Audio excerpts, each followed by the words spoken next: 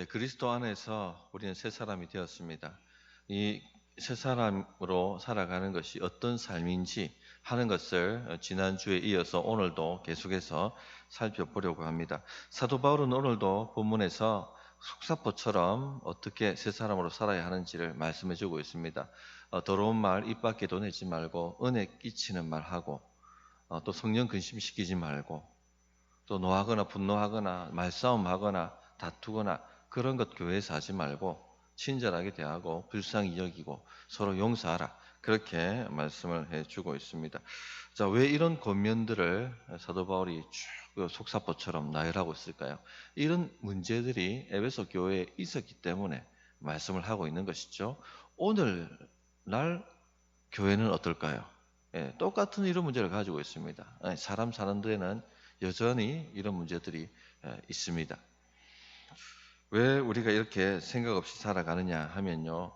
하나님 안에서 우리가 어떤 존재가 되었다 하는 것을 인식하지 못하고 살기 때문에 그렇습니다. 예전에 나는 죽었고 예수 그리스도 안에서 거듭난 나, 새롭게 태어난 새 피조물인 나가 살았다 하는 것을 인식하지 않기 때문에 옛 방식, 옛 모습 그대로 교회 안에서도 살아가게 되는 것입니다. 그래서 계속 강조합니다만 내가 예수님 안에서 어떤 존재가 되었는가 하는 것을 늘 인식하시고 말하시고 고백하시고 찬양하고 또 기도하고 그렇게 살아가셔야 됩니다. 마음을 새롭게 함으로 변화가 일어납니다. 그래서 그런 인식을 가지고 한번 오늘도 말씀들을 살펴보겠습니다. 첫째, 더러운 말은 입 밖에도 내지 말아야 한다라고 말씀하십니다. 성도님들 말을 어떻게 생각하십니까? 말로 한 것인데요. 보통 이렇게 가볍게 이야기합니다. 그냥 말로 한 것인데요. 성도님들 그냥 가볍게 말로 한 것이 아닙니다. 말에는 권세가 있습니다. 말 한마디로 인생이 바뀝니다. 그래서 우리 조상들도 속담에 말 한마디로 천냥빚을 갚는다 그렇게 말씀을 하죠. 정말 그렇습니다. 야고보서에 보면 야고보서 3장 3절부터 5절에 보면 이렇게 말씀하시죠. 우리가 말들의 입에 재갈 물리는 것은 우리에게 순종하게 하려고 그 온몸을 제어하는 것이라. 또 배를 보라. 그렇게 크고 강풍에 밀려가는 것들을 지극히 작은 키로서 사공의 뜻대로 운행하나니 이와 같이 혀도 작은 지체로 돼 큰 것을 자랑하도다. 자, 말들을 조종하려고 하면 어떻게 해야 됩니까? 입에 재갈 물리고 딱딱 이렇게 끌면 끌려오게 되어 있습니다. 큰 컨테이너선 어떻게 움직입니까? 작은 키를 가지고 움직입니다. 마찬가지입니다. 우리의 전 인생, 이 어마어마하고 거대하다면 거대할 수 있는 이 인생도요, 새치 혀로 움직이는 것입니다. 그래서 성도들은요, 이 말의 권세를 잘 이해하시고 평생 말을 아름답게 사용하는, 권세 있게 사용하는 방법을 습득하고 훈련해 가야 합니다. 말 잘못하면 인생이 그냥 그렇게 살다가 끝나버리고 마는 것입니다. 그래서 말 사용하는 훈련을 잘 하셔야 됩니다. 자, 그렇다면 이 세상 사람들, 옛사람은 어떻게 말을 사용하는가? 오늘 말씀에 근거해서 본다면 더럽게 사용합니다. 더러운 말을 하지 마라 말씀하셨죠. 더럽게 말을 사용합니다. 29절을 다시 보시면 무릇 더러운 말은 너희 입 밖에도 내지 마라. 에베소 성도들이 예수님 믿기 전에 어떻게 말을 사용했습니까? 더럽게 사용했습니다. 더러운 말은 무엇입니까? 들으면 더러워지는 말이 더러운 말입니다. 예수님께서 바리새인들에게 책망하시면서 이렇게 말씀하셨죠. 밖에서 사람 안으로 들어가는 것이 사람을 더럽게 만드는 것이 아니라 사람 안에 있는 것이 밖으로 나가는 것, 즉 말이 사람을 더럽게 만든다. 그렇게 말씀을 하셨습니다. 음란한 말 사람을 더럽게 만듭니다. 그래서 예수 믿는 사람은요, 절대 어떤 성적인 농담도 밖으로 내뱉어서는 안 됩니다. 그 더럽게 만드는 것입니다. 또 불평하는 말 더러운 말입니다. 우리가 말씀을 통해서 이 교훈을 너무나도 잘 알고 있습니다. 불평원망하는 출애굽했던 이스라엘 백성들은요, 그렇게 인생이 무너지다가 끝나버리고 말았지 않습니까? 불평원망하는 것 말로 했는데요, 그렇지 않다는 겁니다. 그럼 더러운 것이고 더럽히는 것입니다. 그런 말을 사용하지 않아야 되겠습니다. 또 불신의 말도 더럽힙니다. 코앞에 약속의 땅, 젖과 꿀이 흐르는 땅을 앞둬놓고 12명의 정탐꾼들이 와서 한 말들이 있습니다. 거기서 10명의 정탐꾼은 불신의 말을 했죠. 그 불신의 말이 60만 이스라엘 대군을 오염시켜 버렸습니다. 더럽게 만들었습니다. 그래서 약속의 땅을 점령하지 못하고 울며 불며 우리가 여기서 죽는다라고 탄식하며 하나님을 또 원망하고 불평하지 않았습니까? 그 불신의 말, 이거 우리 입 밖에 내지도 말아야 됩니다. 또 남에게 상처 주는 말, 들을 때 상처가 되는 말, 정죄하는 말, 이것도 다 더러운 말입니다. 냉소적인 말, 또 중상오략하는 말, 말을 지어내가지고 사람들을 비방하는 것, 악의를 가지고 이 모든 것이요 더러운 말입니다. 공동체 파괴버리죠. 무엇을 위해서? 목적도 없습니다. 암세포처럼. 하나님의 영광이 아니죠. 또 나에게 유익도 안 됩니다. 그냥 목적도 없이 그렇게 막 쏟아내고 있는 것이죠. 속에 있는 구중물이 입을 통해서 밖으로 막 다 나오는 것입니다. 그러므로 이런 것을 입 밖에도 내지 마라. 왜죠? 우리는 예전의 내가 아니기 때문에 예수님 안에서 거듭난 나이고 새로운 피조물이고 이전 것은 지나간 하나님 보시기에 거룩한 성령이 거하시는 성전이기 때문에 우리한테서 이런 것이 합당하지 않다는 것입니다. 자, 그러면 새 사람은 어떤 말을 해야 됩니까? 29절을 다시 보시면 오직 덕을 세우는 데 소용되는 대로 선한 말을 하여 듣는 자들에게 은혜를 끼치게 하라. 예, 오직입니다. 덕 세우는 말, 선한 말. 덕 세우는 말, 선한 말이 도대체 무엇입니까? 바로 설명을 해주죠. 듣는 자들에게 은혜가 되는 말, 은혜 끼치는 말.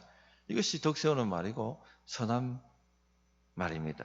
이것 하라는 것입니다. 그래서 우리 성도님들이 입을 열면 이런 말이 막 줄줄 나와야 됩니다.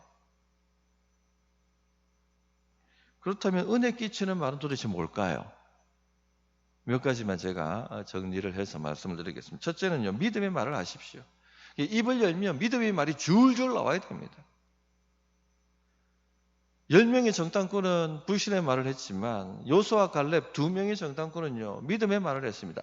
하나님의 약속의 말씀을 갖고 와서 적용시키고 그 말씀을 선포했던 것이죠. 무슨 말이냐?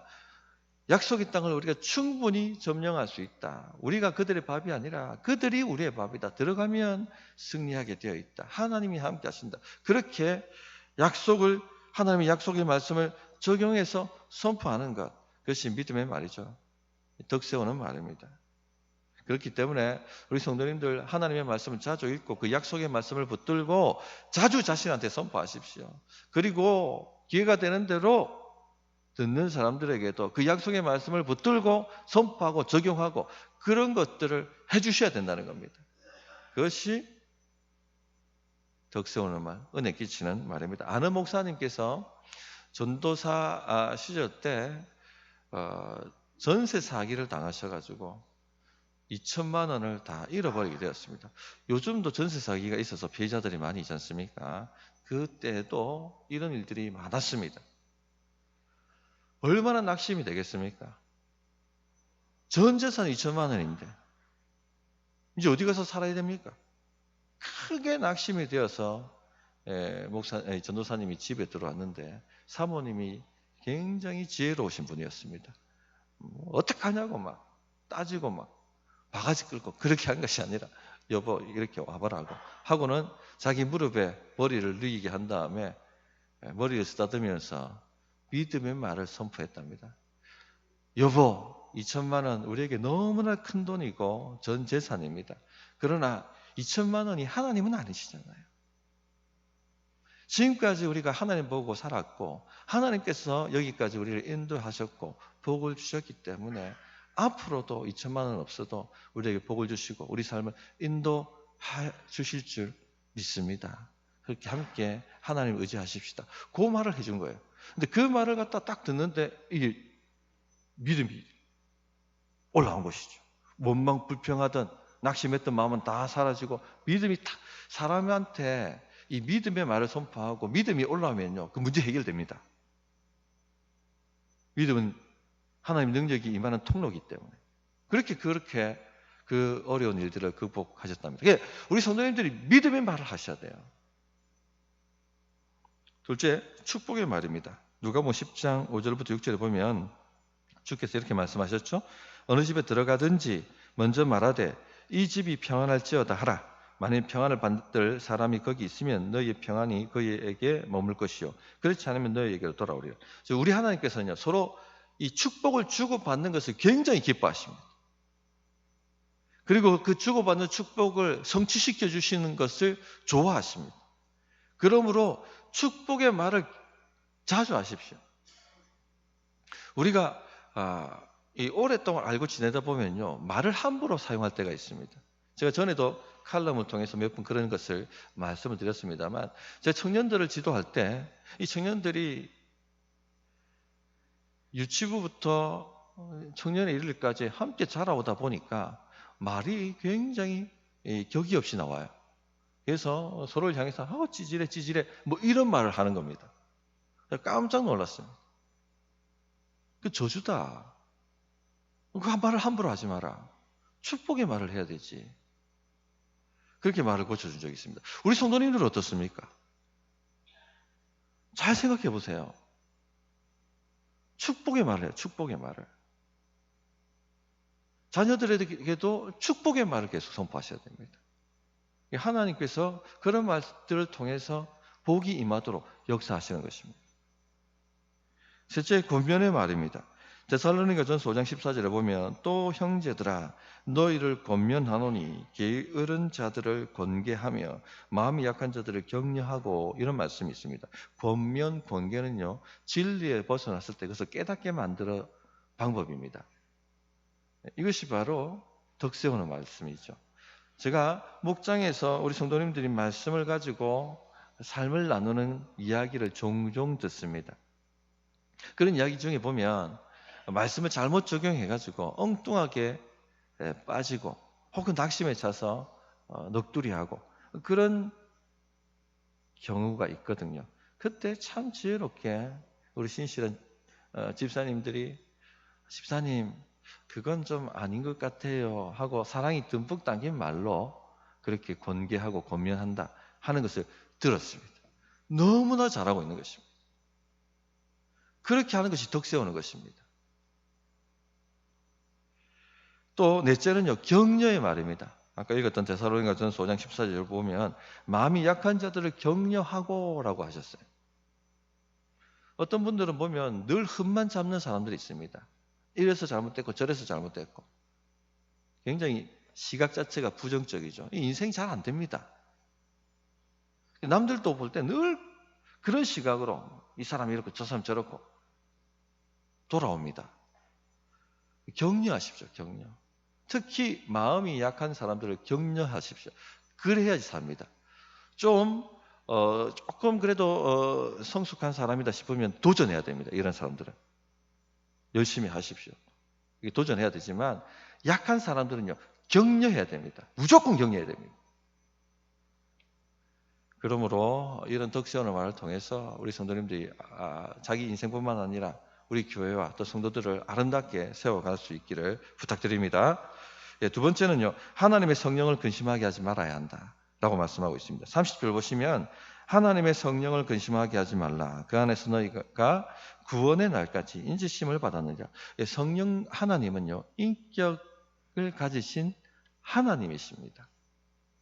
예수님께서 성령이 오실 때 그가 나를 증언하실 것이요 라고 말씀하셨고, 또 다른 곳에서는 진리의 성령이 오시면 그가 너희를 모든 진리 가운데로 인도하시리니, 증언하신다, 인도하신다, 인격을 가지셨다는 것이지 않습니까? 오늘 말씀도 마찬가지죠. 성령이 근심하신다. 인격을 가지셨기 때문에 근심하시는 것이죠. 우리 하나님은 성령 하나님은 인격을 가지신 하나님이십니다. 제가 왜 이것을 지금 강조하느냐면요, 신학계와 교계 안에 성령 하나님을 인격을 가지신 하나님이 아니라 능력이나 에너지로 여기는 일들이 자주 발생하고 있습니다.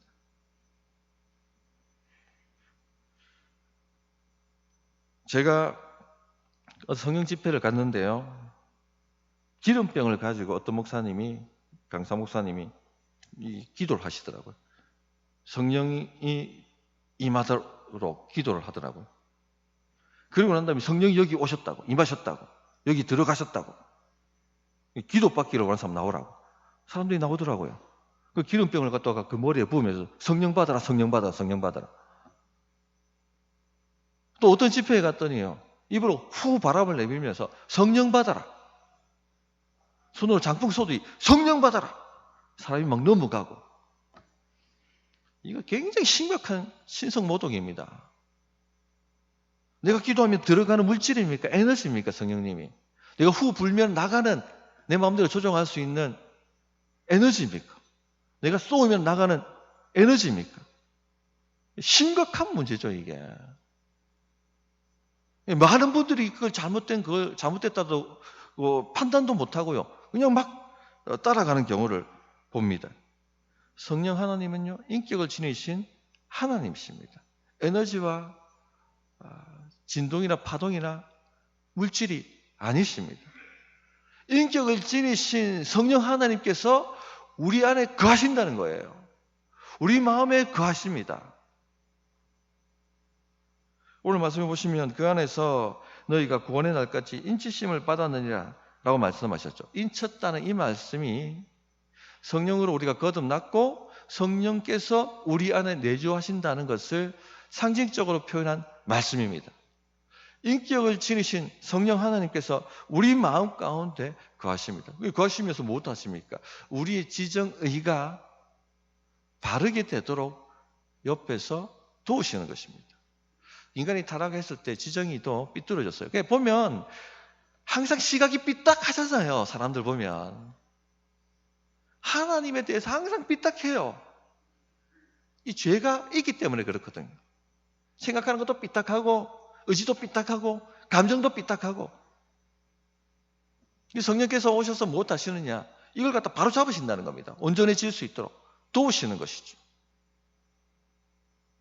그래서 생각해야 할 것을 바르게 생각하게 하시고 판단해야 할 것을 바르게 판단하게 만드시고 또 우리 느끼는 감정이 하나님의 뜻에 합당하도록 그렇게 느끼도록 그렇게 감정도 도우시는 것입니다. 이렇게 우리 안에서 도우셔서 하나님의 뜻대로 하나님의 말씀대로 살아가도록 이끄시고 힘을 주시고 능력을 주신다는 것입니다. 악한 영은 사람 안에 들어가면 어떻게 합니까? 억압합니다. 강압합니다. 그래서 특히 감정을 망가뜨리죠.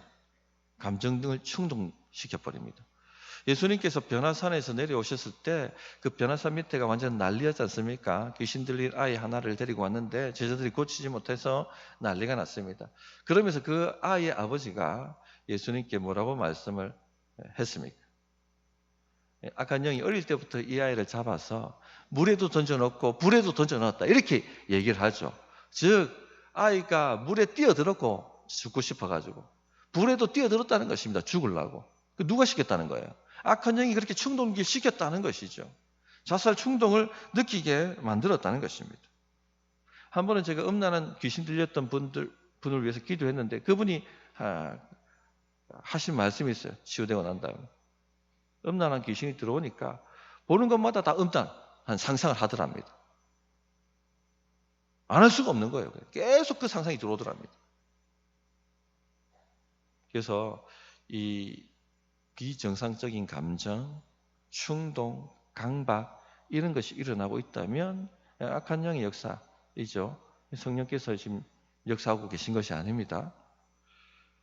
자, 어쨌든 간에 이 성령 하나님은 인격적인 하나님이시고 우리를 강압하지 아니하시고 우리 안에 거하시면서 우리 지정의가 바르게 작동하도록 도우신다 하는 것입니다. 자, 여기까지 이해하셨죠? 질문 하나 합니다. 그러면 성령이 근심하시면 우리가 그 감정을 느낄까요? 안 느낄까요? 느낍니다. 왜죠?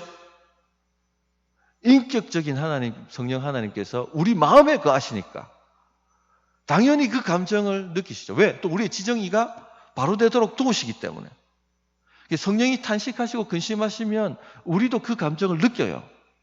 우리 자녀들이 하나님을 안 믿어진다고 이제 교회 안 나오겠다 하면 우리 마음이 어떻게 됩니까?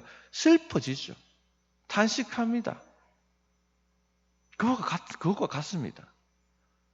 하나님의 백성이 말씀대로 살지 않고 성령의 인도를 벗어나면 그와 같은 탄식과 슬픔과 근심이 우리 마음에 느껴진다는 것입니다.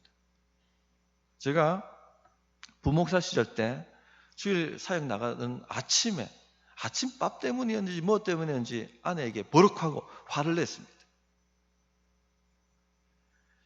하루 종일 마음이 불편했습니다. 그러나 저는 합리화하고 정당화했죠. 내가 지금 거룩한 주의 사역을 하러 나가는데 아니 이 남편의 화를 돋구면 이게 말이 되느냐. 도와주면 도와줘야지. 어떻게 이렇게 나를 방해할 수 있나 하면서 제가 느끼는 이 화낸 감정을 정당화시키고 합리화시켰습니다. 그러나 계속 마음이 불편했습니다. 성령께서 꼭 너는 하나님의 사람이다. 내 아내에게 화낸 것은 합당하지 않다. 지금 내 아내가 예배가 제대로 되겠느냐? 빨리 가서 사과하라. 자꾸 그렇게 말씀하시는 것 같았습니다. 이렇게 말씀하신다는 것을 어떻게 알 수가 있습니까? 느끼는 거예요. 감정으로. 불편하니까. 아무리 정당화시켜도, 이성적으로 아무리 합리화시켜도 그건 아니지. 넌 하나님의 사람인데. 그렇게 살면 안 되지. 그렇게 말하면 안 되지. 불편한 거예요. 그래서 아내한테 가서 미안하다고 아침에 버럭낸 거 정말 죄송했다고 100번 사죄한다고 그렇게 하고 나니까 마음이 평안해지는 것입니다. 성도님들, 우리 성령 하나님은요 인격적인 하나님이십니다. 우리 마음에 거하십니다. 우리가 주의 뜻을 벗어나면 근심하십니다. 하나님 말씀대로 순종하지 않으면 탄식하십니다. 마음에 불편함이 옵니다. 근심과 탄식이 느껴집니다. 안 느낄 수가 없어요. 목사님, 저는 전혀 그런 거 느껴본 적이 없는데요. 심각한 문제예요, 이건요. 성령으로 거듭나지 않았을 수 있습니다. 빨리 우리 목사님들에게 복음을 전해달라고, 예수님을 좀 영접시켜달라고 그렇게 부탁하셔야 됩니다. 성령님이 우리 안에 거하신다는 건요, 이론이 아니에요. 실제입니다, 실제. 경험이에요, 경험. 딴 나라 얘기가 아니라는 얘기입니다. 느낀다는 겁니다. 성령의 인도하심, 성령의 증언하심, 성령의 탄식하심, 근심하심. 이 느끼지 못하면 이상한 것이죠. 내가 성령으로 거듭났다는 거 어떻게 합니까? 느끼기 때문에. 그러므로 성도님들, 성령의 근심이 느껴진다면요, 합리화하지 마십시오. 속히 성령님, 내가 순복합니다. 그 인도하심을 따라가십시오. 자, 세 번째, 서로 친절하게 하며 불쌍히 여기며 서로 용서해야 한다는 것입니다. 31절 말씀을 보시죠. 너희는 모든 악독과 노함과 분냄과 떠드는 것과 비방하는 것을 모든 악의와 함께 버리고 모든 악독, 헬라어로 피크리아라는 단어인데 화해를 거부하는 독한 분노를 이야기합니다. 노함, 분냄, 이것도 분노죠. 모든 종류의 분노. 떠드는 것, 이 고함치고 막 싸우는 걸 얘기하는 겁니다. 이것도 분노죠. 비방하는 것도요. 악의를 가지고 자꾸 사람 뒤에서 막 욕하고 문제제기하고, 이것도 분노죠, 분노. 일종의. 이런 거 다 버려야 한다고 얘기하고 있습니다. 이건 예전의 나이입니다. 이미 그리스도와 함께 십자가에 못 박아가 죽어버린 나이입니다. 이제 그와 같은 사람이 아니에요.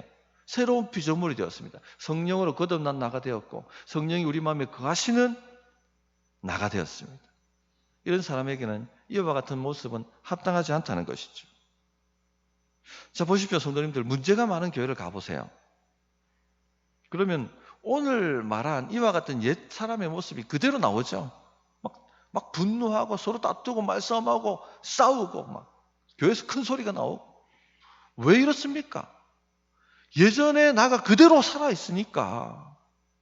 이걸 벗어버려야 되는데, 새 사람을 입어야 되는데 옛 모습 그대로 교회에 갖고 들어오니까 당연히 문제가 있죠. 그래서 교회에서 고함치고 말다툼하고 막 분노하고 용서하지 않고 다투고 뭐 이러면요, 이 사람은 아직 옛사람 못 벗어버렸구나, 아직 어리구나, 그렇게 판단하셔야 됩니다. 예수님 안에서 자신이 어떤 존재가 되었는지 복음을 제대로 모르고 있는 거예요. 예전에 나는 죽었고 이제 그리스도 안에서 새 사람이 되었다는 것을 인식하지 않는 것이죠. 그 훈련이 안 된 사람이죠. 성도님들 다시 말씀드립니다만 여기 계신 모든 성도님들은 예수님 안에서 새로운 피조물이 되었습니다. 예전에 나는 죽었습니다. 주와 함께 십자가에 못 박아 죽었습니다. 내가 예수님을 영접하고 믿는 순간 예전에 나는 이미 죽었습니다. 주님의 이름으로 세례를 받을 때 물에 들어가지 않습니까? 우리는 그냥 물찍어 하지만은 원래는 들어가잖아요. 이건 예전에 내가 죽었다는 겁니다. 그리고 다시 나오지 않습니까? 이건 주의 부활과 함께 새로운 나가 태어났다는 것을 의미하는 것입니다. 그래서 이걸 인식하셔야 돼요. 말하고 고백하고 노래하고 기도하고 말하고 전파하고 그렇게 인식을 하셔야 되고 그렇게 훈련을 하셔야 됩니다. 자, 그러면 이 예전의 모습은 죽었는데 새로운 나의 모습은 어떻게 돼야 됩니까? 그 얘기를 설명하고 있죠. 32절에 서로 친절하게 하며 불쌍히 여기며 서로 용서하기를 하나님이 그리스도 안에서 너희를 용서하심과 같이 하라. 이제 분노하고 싸우던 나는 죽었습니다. 이제는 서로 친절하게 대하고 앞에 권면과 연결하면 말을 친절하게 하셔야 돼요.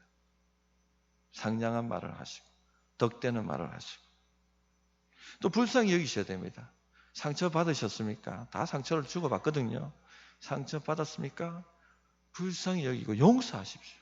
분노를 품고 내가 어떻게 하든지 저걸 한번 옛사람입니다.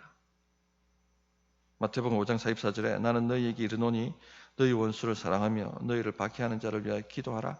이게 새 사람입니다. 이렇게 살아가야 됩니다.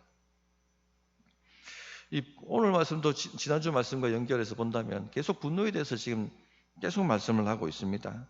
우리 옛사람은요 얘기합니다. 나 상처받았어. 나는 예수가 아니야. 나 보복해야겠는걸. 내 분노는 합당하다. 막 그렇게 이야기를 합니다. 지지 마십시오.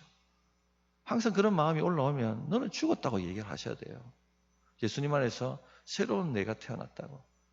나는 새로운 사람으로 옷 입었다고. 그렇게 살 거라고. 그렇게 고백하셔야 됩니다.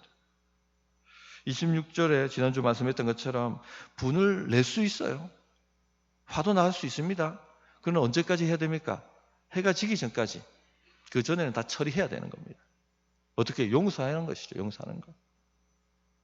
분노를 품고 자면 마귀가 틈을 탄다고 말씀을 드렸습니다. 랄프 레이버 박사가 지은 새로운 삶의 시작이라는 양육교재가 있습니다. 거기에 보면 랄프 레이버 박사가 뭐라고 얘기하냐면 마귀가 사람을 속박하는 가장 좋은 도구, 가장 잘 활용하는 도구가 분노라고 합니다. 분노. 그러면서 분노를 뭐라고 정의하셨냐면 상처받았을 때 용서하지 않는 마음. 그게 분노라고 정의를 하셨습니다. 근데 내가 지금 용서하지 않는다면 다 분노를 품고 있는 것이고 마귀한테 틈을 주고 있는 것입니다. 성도님들 살면서 다 상처 주고 상처받습니다. 이 상처를 받았을 때 두 가지 반응할 수 있죠. 첫째, 분노하는 거, 분을 품고 풀지 않는 거. 두 번째는 용서하는 거. 분노를 품고 풀지 않으면요, 하나님의 기쁨이 그때부터 사라집니다. 그런 감정이 계속 노출되면 건강도 안 좋아지게 된다고 말씀을 하십니다. 그래서 요통, 궤양, 관절염, 고혈압 같은 병이 잘 생긴다고 이야기를 하죠. 그런데 왜 용서하지 않을까요? 내가 분을 품어야지 이 사람이 벌을 받는다고 생각합니다. 근데 실제 벌 받는 사람은 누굽니까? 분노를 품고 있으면 내가 지금 망하고 있는 거예요. 내 몸이 망하고 있고 내 마음이 망하고 있고 망쳐져 가는 것이죠. 목사님, 분노가 안 풀리는데 어떻게 용서를 해요? 이렇게 답답해 하시면서 말씀하시는 분들이 있습니다. 성도님들, 용서는 감정이 아닙니다. 많은 분들이 착각을 하고 있어요. 용서는 주의 명령이고 순종해야 될 의무입니다. 그러므로 주님, 제 감정은 안 풀렸습니다. 그러나 주님이 용서하라고 하셨기 때문에 제가 그 말씀에 순종합니다. 그렇게 순종을 하셔야 되는 것입니다. 베드로에게 저 깊은 데 가서 그물을 던져라. 주여! 도저히 그렇게 하는 것은 제 머리가, 제 지식이, 제 전문 지식이 용납하지 않습니다. 그러나 주의 명령이기 때문에 제가 깊은 곳에 가서 그물을 던집니다. 이거예요. 용서도 마찬가지입니다. 주여, 도무지 제 마음이 풀리지 않았는데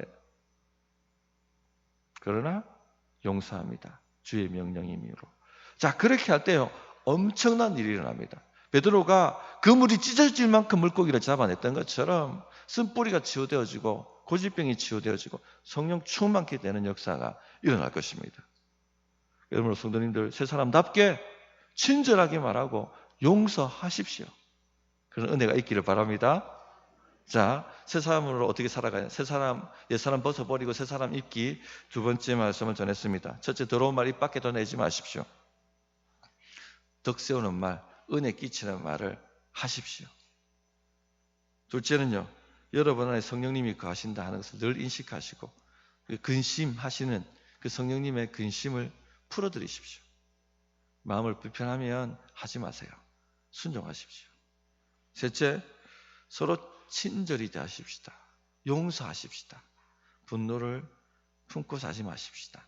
그런 은혜가 우리 성도님들에게 충만하게 있기를 바랍니다. 자, 어떻게 응답해야 될지 1분간 기도하십시오.